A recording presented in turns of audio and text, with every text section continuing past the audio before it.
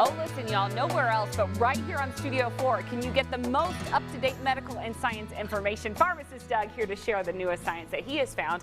And I think this is very applicable because it is Heart Month, and we're talking about our resting heartbeat. This is very interesting. So you love to dig for new and interesting science and things like that. You're very smart, so that's good. You talk about this resting heart rate. What is it? What did have people, scientists found? Very basically, your resting heart rate is how many times your heart beats in a minute when you're at rest, when you're not stressed, not doing exercise. Simple, easy. So how does that impact our health? What does that matter? Okay, so there's a logic. You think, okay, the logic is that lowering your resting heart rate will extend your life, longer lifespan. Because your heart isn't having to work as hard, right? Okay. Exactly. So a couple of things that are new in the science is that recently the scientists learned, or I should say they sort of uncovered, that the heart rate is not a marker to the risk factor, but it's actually the risk factor. So what that means is you can be a physically fit person and still have a high heart rate, and your longevity is going to go down. You're still going to be at risk for that, like, sudden death. Okay, so what is the range? Is there a range that we think is applicable? There is a range, and I guess I was going to apologize, but I'm not going to apologize, that it's not extremely clear. So everything I found, it's 60 to 100 beats per minute. Okay. Okay. But in 1992, which is a really long time ago, this cardiological research specialist challenged that, and he got like the community to change that down to 50 to 90.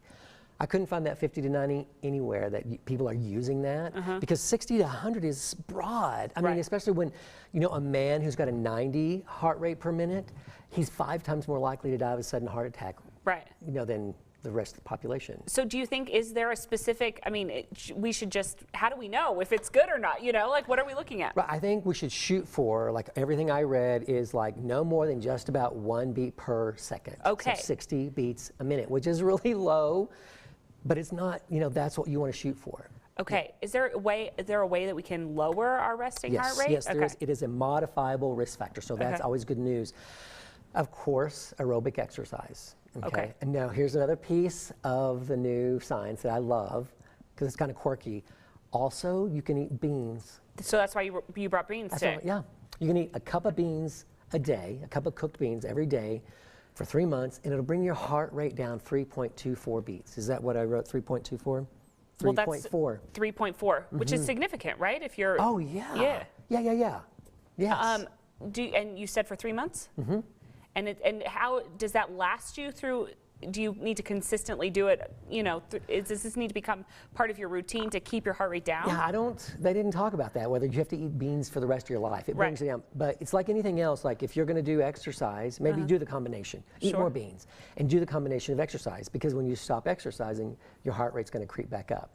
Beans, lentils. Yeah, garbanzos, chickpeas. Chickpeas and garbanzos are the same thing. Right. Lentils, and all beans. They didn't specify which beans, so beans. As a general marker, are beans okay to have in your diet too? I mean, this is like, this is going to get, because they're high in fiber, right? And so this and is protein.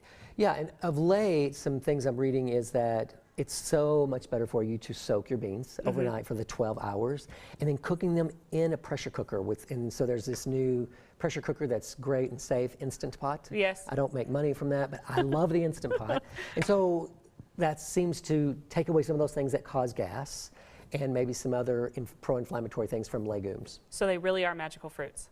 Yes, they are magical. I love it. All right, Dougie, thank you so much. If you have questions about this or anything else, give my good friend Pharmacist Doug a shout. You can find him at the Drug Emporium over on 45th. All right, coming up next, the way we view the world around us is perceived through our 5 senses and our past experiences.